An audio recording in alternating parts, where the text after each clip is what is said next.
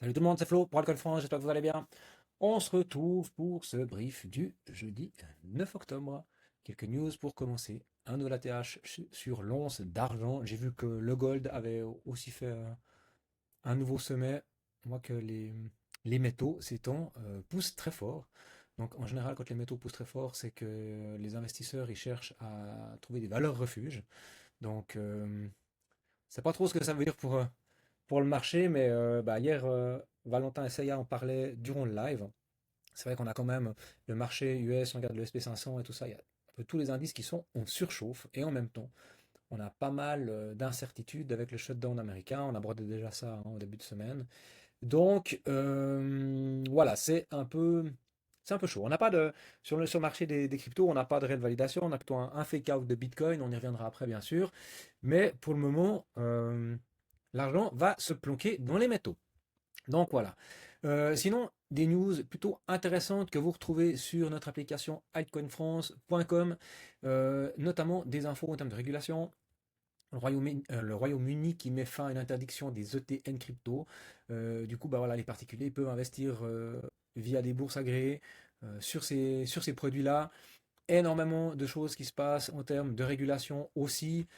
Euh, des infos sur les stablecoins. C'est vrai que c'est un marché qui est en pleine extension, en pleine expansion même ces dernières semaines, ces derniers mois. Il y a tout plein de projets qui créent leur propre stable. Du coup, les leaders comme Tether, ben, ils perdent un tout petit peu de leur suprématie.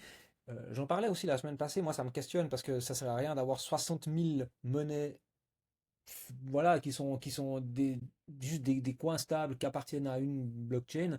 Ce qu'il faut, c'est avoir des choses qui soient interopérables, qui fonctionnent rapidement, avec peu de frais. Alors c'est clair, d'avoir un seul leader ou deux gros leaders, ça peut questionner en termes d'indépendance et toutes ces choses-là. En même temps, si vous avez 75 sortes différentes de stablecoins, ça va aussi être un peu bizarre. Surtout qu'elles sont toutes adossées au dollar, donc c'est pas comme si on cherchait à aller diversifier la monnaie qui back ces stables. Donc voilà, à voir ce que ça vaut. Mais du coup, si vous voulez encore plein d'autres news, n'hésitez pas à nous rejoindre. Et puis, comme ça, vous serez informé de tout ce qui se passe. Vous aurez aussi des updates de marché régulières, euh, des outils de trading. Vous retrouvez aussi des articles qui ont été rédigés par Valentin, par Seiya, et tout plein d'infos. Bien sûr, si vous voulez aller un peu plus loin avec nous, si vous vous posez trop de questions sur cette fin de run, ça va trop vite, vous vous sentez perdu, vous pouvez rejoindre notre programme Elite Investor.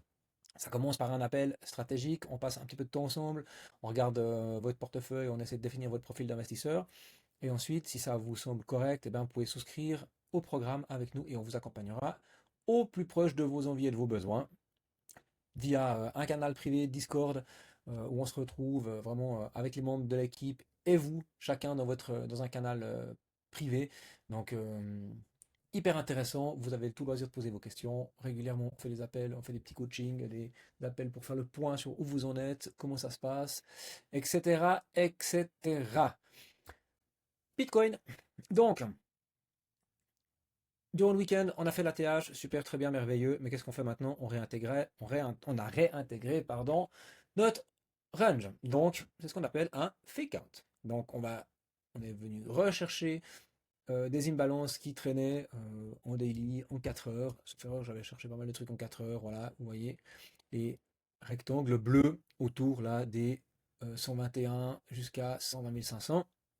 Donc ça, on est venu prendre, on a méché, et depuis, on tient cette zone. Alors, graphiquement, qu'est-ce qu'on voit? D'un point de vue Fibo, eh bien, on est au-dessus de notre premier arrêt de Fibonacci. Donc, on dit mais le premier arrêt est maintenu pour le moment, donc il n'y a rien de très grave. On est venu prendre peut-être de la liquidité au nord quand on a fait voilà, notre ATH.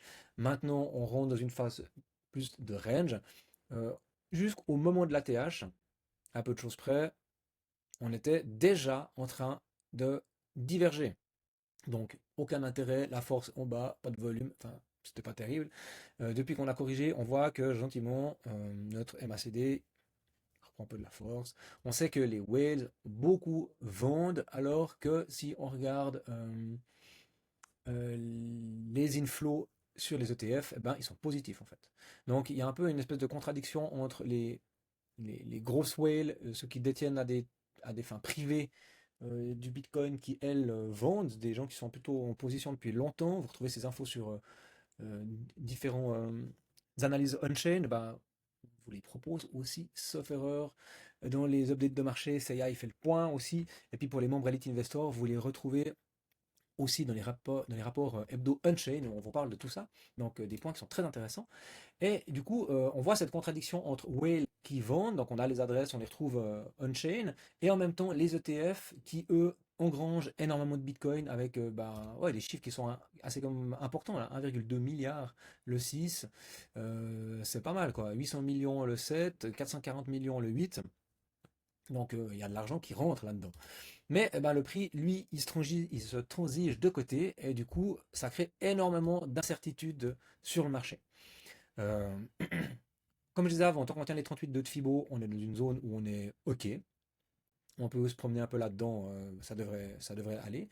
Par contre, si on casse les 38,2, après, c'est retour normalement aux zones de rechargement. On a aussi de l'imbalance, on a de la place pour aller chercher les 115, les 112 000. Mais moi, hop, ce qui me trigue toujours, c'est ce genre de zone-là. Parce que on a laissé. Donc, bas de range, c'est retour aux 107 000, hein. C'est exactement la zone dont je vous parlais avant l'explosion, donc la semaine passée, où on disait attention, une fois qu'on est arrivé en zone de rechargement de short, si on repart de l'autre côté, c'est la zone qu'on doit absolument tenir, les 106 000. Alors pour le moment, on est bon, mais vu qu'on a fait un haut de range, on pourrait très bien revenir sur le bas de range, ça ce serait pas déconnant. Et il y a toujours cette zone-là qu'on n'a pas retravaillée avec de l'imbalance entre les 94 et 85 000. Donc ça, ce serait en cas de dégradation un peu plus forte du marché. Et on aurait toujours notre théorie de dos qui serait valable avec un sommet, un creux, un sommet et un creux plus bas. Voilà. Par contre, en termes de temporalité et de cyclicité, on voit pas mal passer sur les réseaux, d'autres analystes évoquent voilà, des fenêtres de fin de cycle à partir de plus ou moins maintenant jusqu'à mi-novembre. Ben, on voit que si on commence à refaire du creux maintenant, mi-novembre, ça va être chaud chaud, hein. Donc, donc c'est pas ultra bullish tout ça. Et voilà, pour le moment, il n'y a rien à faire. On n'a aucune validation, on n'a rien à faire. Et moi, en tout cas, sur Bitcoin, je ne fais rien. Je ne sais pas où on va. On peut très bien continuer à descendre, comme on peut très bien se retourner dans cette zone-là et partir plus haut. Pour moi, ça glandouille. Ether, il est clairement moins fort. Voilà, on est arrivé, je vous disais, on a besoin de travailler et de traverser cette zone de short ici, de traverser les 4541, ben ça a été fait, on a fait cette belle bougie d'impulsion, on est arrivé dans la zone de short du mouvement entier, et qu'est-ce qu'on fait? On se retourne, et on vient chercher quoi? On vient chercher le premier arrêt de l'impulsion. Et là, pour le moment, on est en train de le break. Donc en daily, ce que fait Ether, c'est pas boule du tout. Et on pourrait clairement s'attendre à aller chercher la zone ici de rechargement de cette impulsion-là, donc entre 4174 et 4020, voire même aller chercher la liquidité en dessous autour des 3929. C'est tout à fait possible. Et on serait toujours bloqué dans notre espèce de range hein, qui nous tient depuis août 25 avec les 4793, petit fake-out réintégration, petite touchette, partir un petit peu au sud avec aussi une espèce de fake-out et on réintègre. Donc on a fait notre sommet ici. Après, boum, on est venu casser au nord. Hop, zone de chargement, enfin zone de short, on est venu casser au sud et maintenant zone de short. Donc on va chercher de la liquidité en haut, en bas. Point. Pour moi, c'était pas, si c'était pas voulu, on pourrait croire que ça allait. Allez, c'est peut-être du market making. En tout cas, on va chasser en haut, en bas. Sur Ether, les inflows sont moins importants, clairement, mais il y a quand même des rentrées d'argent. On est sur gentiment 4, 5, 6, 7. On est gentiment sur le milliard. Ouais, on est sur le milliard sur la semaine. Donc, c'est pas rien non plus, en fait, hein. Mais ben voilà, même chose. Les grosses mains ont tendance à vendre. En plus, il y a eu l'annonce que la fondation Ethereum aimerait vendre, je sais plus combien, 1000 ou 10 000 Ether pour financer la recherche et tout ça. Donc là, voilà, tout ça, ça met de l'incertitude, ça met de la pression. Et aux États-Unis, nous avons toujours ce shutdown qui nous aide pas en termes de macroéconomie. Donc là, clairement, qu'est-ce qu'on voit? On vient travailler les imbalances. Donc pour moi, il y a très peu de chances qu'on laisse, on va virer ça, qu'on laisse cette imbalance comme ça, hein, il y a grande chance que ici, si on regarde notre chart en daily, on vienne travailler cette imbalance-là. Alors après, soit on s'arrête ici sur cette petite zone de travail, on voit que c'est une zone qui a servi à la fois de support et puis après de résistance, donc les 4229, ça peut être une zone de travail qui peut être pertinente, mais en même temps, en général, quand on break, le premier arrêt, on va plus bas en zone de rechargement. Donc moi je m'attends plutôt à faire au moins une mèche aux 4170 et les bananes, entre 4170 et les 4000. Et aussi, on sait que quand on fait un V bottom ou un V top, en règle générale, ces structures sont appelées à être retravaillées d'une façon ou d'une autre. Donc ici, qu'est-ce que ça voudrait dire? Ça voudrait dire que ben ça, on n'a pas de W, on n'a pas une vraie belle structure de retournement, on part là. Du coup, si on doit faire une structure de retournement complète, c'est ça, et ensuite on y va. Et notre break of structure, il est là, pas avant. Alors c'est un peu plus sur des time frames de 3 jours ou autre, mais ce serait vraiment ça. Sinon, ben, c'est du range en fait. Donc on range. C'est pas fou tout ça. Conséquence de cette incertitude sur Bitcoin et Ether, eh ben, c'est que nos alts, elles se prennent des tacles. Syrup, Hondo, on revient travailler les bas de range. Clairement, euh, ça y est, on a pas mal parlé hier, il y a eu pas mal de questions dans le live. Mais on voit qu'on vient attaquer toutes les trendlines, toutes les structures. On est vraiment sur des bas de structure. Euh, Par exemple, si on prend du pendle qui a range plutôt en haut, qui suivait cette time frame, bah là, on va surveiller des niveaux comme les 4,29, parce que si on commence à casser ça, bon, il y a encore un petit peu de liquidité qu'on peut venir chercher. On a cette mèche-là au 4,16 qu'on pourrait venir prendre. Mais sinon, après, ça veut dire que potentiellement, on va aller chercher des zones qui sont, parce qu'on casse le premier arrêt, hein. Donc après, c'est retour plus bas. C'est retour plus bas. Sans que je vous parle d'apocalypse, fin de run ou autre, mais si on doit vraiment casser ces structures sans réintégration rapide, si on casse les niveaux là, si on casse le tunnel daily, le jaune, et puis qu'on bouffe cette mèche, la prochaine zone pour moi c'est ça, hein. En plus on a de l'imbalance ici en daily, on a ce trou dans le volume profile. Donc ouais, c'est important de sécuriser vos positions. Plume, même chose.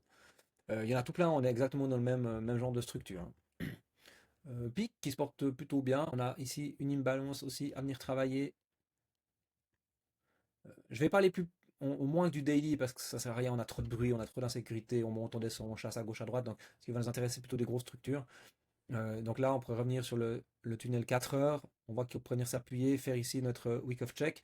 Donc on aurait soit ça pue, c'est la merde et on a du M, soit ça pue un petit peu, c'est pas trop le caca et on a un W. Ben voilà, hein. On peut que être observateur de ce qui se passe. Si vous avez acheté des bottoms, et vous êtes en profit, ce qui est jouable, c'est de se dire, moi, je ne veux pas subir ce M, cette structure en M. Ok, bah, du coup, je sécurise ma position à 0,092, où je me mets une tolérance, parce que si j'ai une mèche, et puis il y a un tunnel, ou je sais pas quoi, ou là, le trou là dans le creux, et puis on se joue, hop, on va remettre les mots, comme ça sera plus propre, vous vous jouez une marge plutôt au bas de range, ou peu importe. Bon là, si on arrive dans la zone de rechargement, c'est plutôt une zone d'achat plutôt qu'une zone de vente. Donc c'est vite un peu embêtant. Mais pensez à vous edger. Aster, même chose, il est en train de nous dessiner du M pour le moment, donc bah voilà, c'est pour vous, hein. Je vous avais parlé de cette zone-là, c'était comme lundi, je pense, en disant attention, si on casse les 1,749, ben, il y a des OB plus bas, il y a de la place pour aller chercher nettement plus bas, et c'est possible qu'on y aille. Donc faites gaffe. Donc j'espère que vous avez des stops sous vos structures, soit sous cette structure-là, soit sous celle-là, si vraiment on va plus bas. Et l'idée après, c'est de se dire, ok, eh ben, je rachèterai, c'est celui-là, on va mettre ça comme ça, je rachèterai ma structure, ou je reprendrai ma position une fois que je serai sur un bottom, et puis ma foi, voilà, on accepte sa perte. Ça fait des fois un peu mal, mais c'est comme ça. Et en même temps, sur Aster, si vous êtes rentré sur les calls qu'on a pu vous faire, eh ben, vous êtes de toute façon largement profitable. Aventis, même chose. Il y avait toute cette zone-là, cette impulsion, hein, depuis le listing juste à cette grande mèche, le listing sur Binance, je pense, donc au presque 1. On disait, ok, bah, c'est intéressant pour moi, ça a l'air de tenir. Et bah là, on voit qu'on a fait notre bout de range, puis là, baf, ça fait 4-5 jours que ça dégueule concrètement. Il n'y a pas de miracle. on peut aller plus bas. Si on prend celui-là, là, on est en zone de rechargement, mais si on prend le bas, donc le début du listing, qui est ici à 0,03, c'est peut-être même plus bas, j'en sais rien, on a de la marge, on peut aller chercher encore le week of check ici, ici plutôt, pardon. Je crois que je faut le prendre en 4 heures pour qu'on le voit bien. Voilà, bah, il y a les imbalances, ici on a notre week of check qu'on peut venir chercher.